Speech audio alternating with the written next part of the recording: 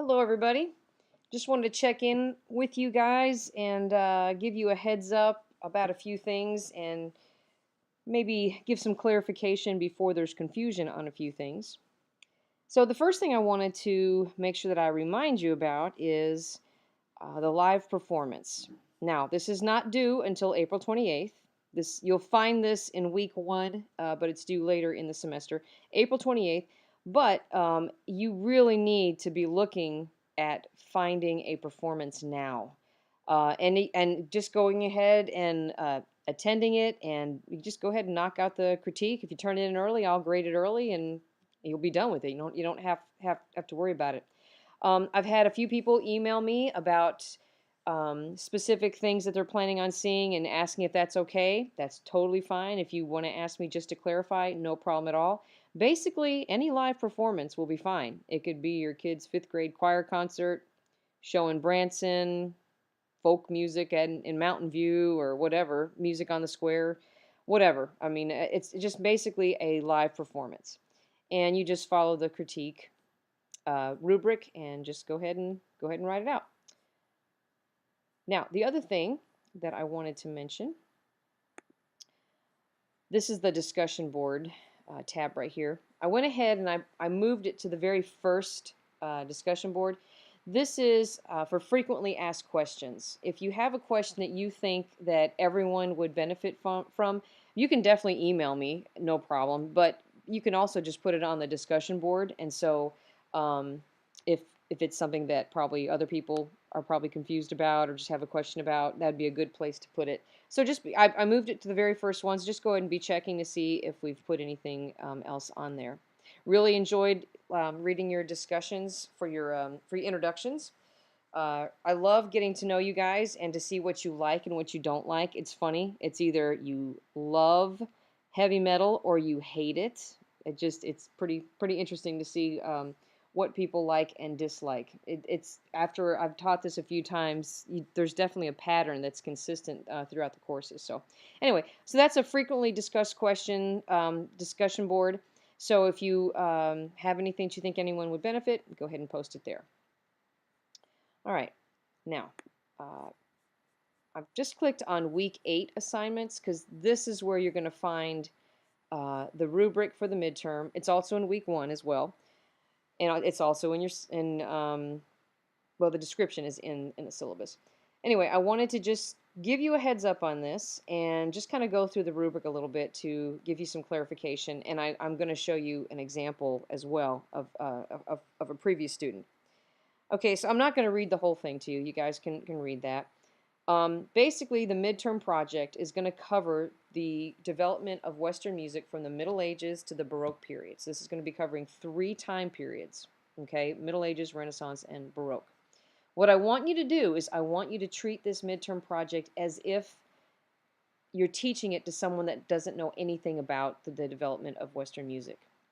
Now, for the rubric, number of slides, you have to have the correct number of slides, and I will mention this. Title slides do not count. I've had people in the past put a lot of title slides with just 1 or 2 words on there and no information. So those, you can have them, but they will not count as part of the 20 to 30 slide count. Organization, it's pretty self-explanatory. Now, historical and cultural events. What I want you to do is have at least 3 historical and or cultural events outside of music for each time period. So you're going to have a total of 9, 3 per time period, briefly described. Okay, make sure it's outside of music.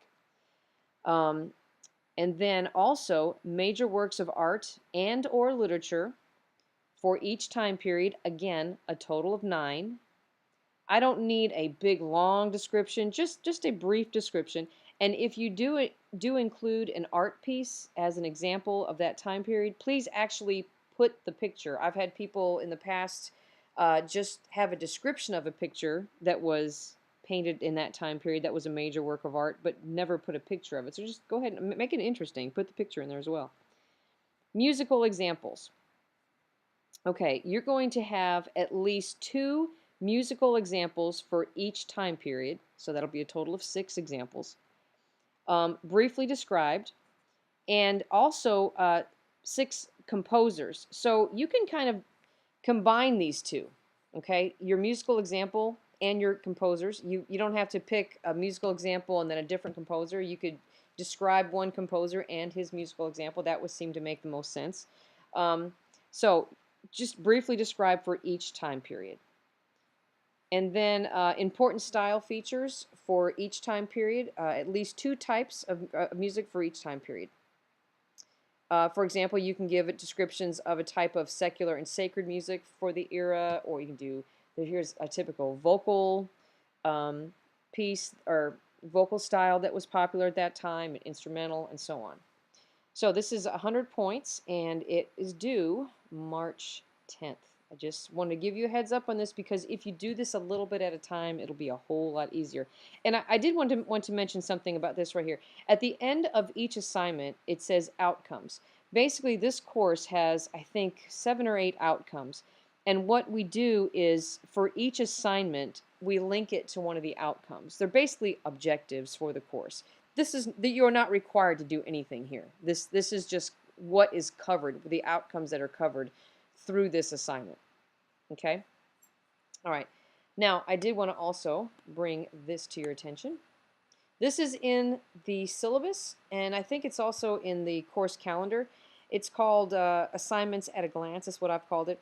And it's basically got everything all in one place. And I'm pretty sure I mentioned this before in my last screencast. But I wanted just to bring your attention to this. Okay, we are coming up on week 4. And I put here in blue, complete the Middle Ages section of your midterm project. If you focus on just the Middle Ages as we are studying it and create those PowerPoint slides, and then you do the same thing for, you see I have the Renaissance and then the Baroque period. If you just do it as we're studying it, when you get to the week that it's actually due, it's already done.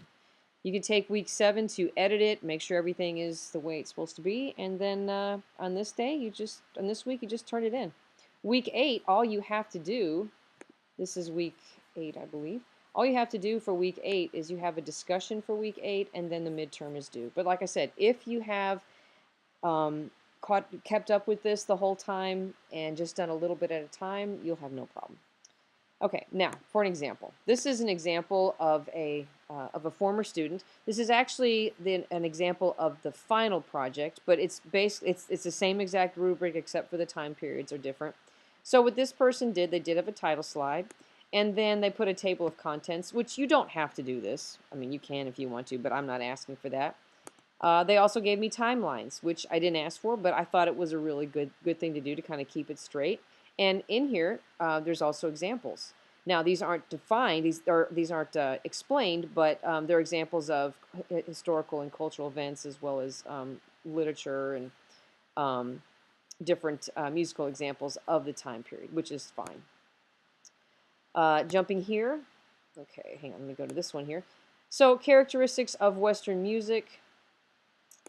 And then they went, which you don't really need that, but they just put it in there. I thought it was nice that they did that, but they didn't have to do that. What I really wanted to show you is this. So, classical period. So what this person did is they gave some descriptions of what the music was like in the classical period, and then they gave some information about a composer and the piece that he has written that they have used for their example. And what they've done here is they put a YouTube link here. And really, it'd be nice to put the video in there, but I have found that when I download it, if you insert a video in the PowerPoint, it usually doesn't work. So a link is just fine. And so then they gave a little bit more information about the classical period and another composer and another musical example. And again, they've used the link here. So, and then more information about the composer. So we're going on to the classical period and the historical events and literature. And then they went on to the Romantic period. And they just kind of did the same thing. They just kind of followed the same format and gave information for historical events, cultural events, and the composers and the links. Like I said, the links are right here down at the bottom. And then they had a works cited page at the end. So anyway, so that's an example of what I'm looking for. Hopefully that clarifies it. If you have any questions, put it on the frequently asked question discussion board. And hope you enjoy your weekend. And I look forward to seeing the midterm projects. They're not due till the 10th. Just want to give you a heads up, though. Have a good weekend. See ya.